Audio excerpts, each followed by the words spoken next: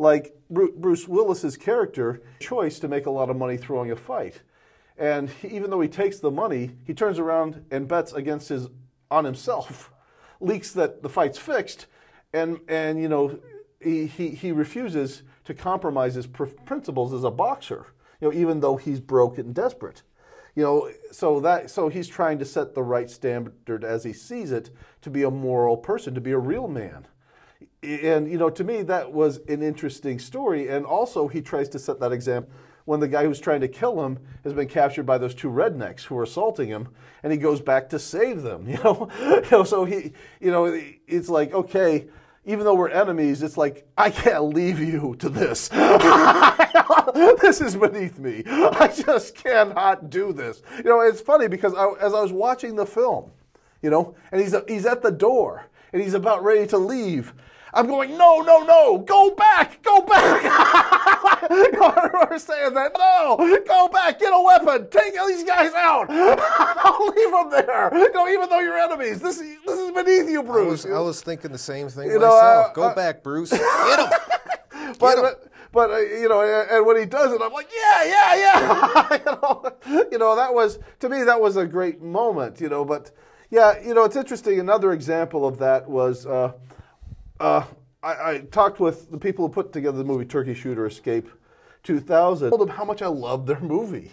And I gave them examples, and they said, you know, we did this scene where this guy, he's one of the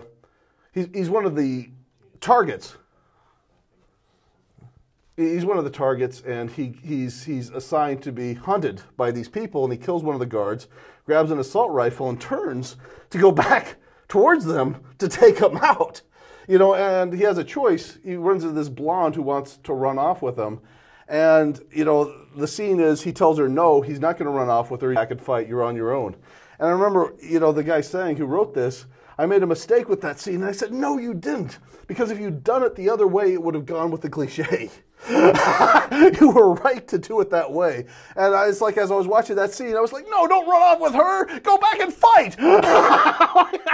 Go back and fight. These guys are trying to kill you. Shoot them. That's what you're supposed to do. Turn and fight. Shoot them.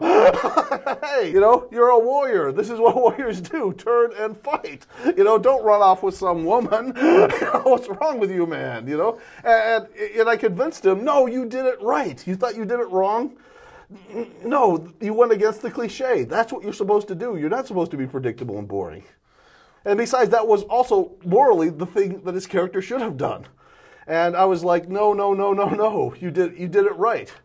You know, and I wouldn't have changed a thing on that, on the script. I really loved it. Yeah, just, you know, so you get that, you know, and occasionally, you know, a lot of times I have to tell people, look, what you wrote, I'd give it an F, you know, or I'd give it a D, you know, but if I always said, okay, I think it's wonderful, then it carries no weight, you see what I'm saying? You know, but if I really like something, you know, I will tell them that, but I'm not there to, you know, stroke your ego. I'm there to tell you what I think is good and what isn't and how you can learn from that. And that's what I should do. Yeah, I think that's definitely credible advice. I think being honest assessment, and constructive criticism. Well, you don't grow lying to you. You know, it's like Simon Cowell, you know. I'm not doing you a favor by lying to you. If it's bad, if you're not doing a good job, it's my job to tell you that. Now, I understand Simon, you know, for TV, to make it dramatic, you know, he blows up. You know, he's rather mean-spirited about how he does it. But he is basically correct in his assessment, you know. It's like, if you are not qualified to do this job that you're applying for, I should tell you that. If you're not ready, or I should tell you how you need to be better. Or I think you have what it takes to be a really great writer. You know, or if you have the potential. But if you're doing something wrong, it's like, I should tell you that, you know, but occasionally I will say to him, good job. You know, what you did blew me away. I loved it, you know.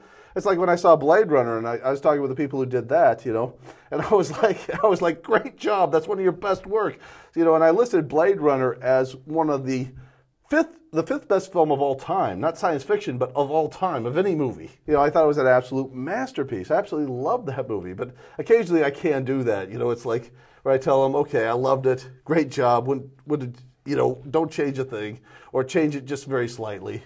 But yeah, occasionally you get to play the good guy too. But more often than not, your job is to say, look, it didn't work, and this is why. All right. This was the fourth installment. We were talking screenwriting tips. This was the fourth installment. We were talking to Tyler Smith. I'm your host, Tim Tack, a.k.a. Tack Fu. Thank you, PATV. Thank you, Josh Goding back there. Thank you, Josh, for directing this masterpiece. And, well, I guess from here we're just going to say peace out. Hey, what? Did you like the book? Did you like the book? Yes.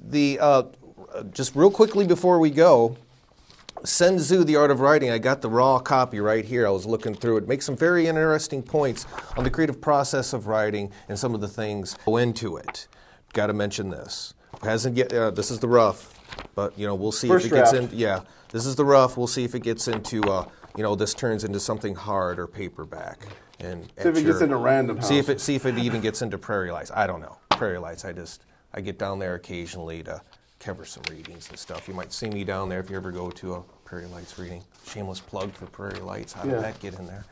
And also, if you're serious about writing, read books about read dictionaries, all types of dictionaries, technical dictionaries. Read classics, see the classic movies, see what's the best that's out there, and just grow older every day, grow wiser every day. But think of it as you're always training. You're always trying to get better, and no matter how good you are, there's always huge room for improvement, and you're always got to make that improvement. Hey, I think he said it best right there. I think he said it best. So thanks for joining us.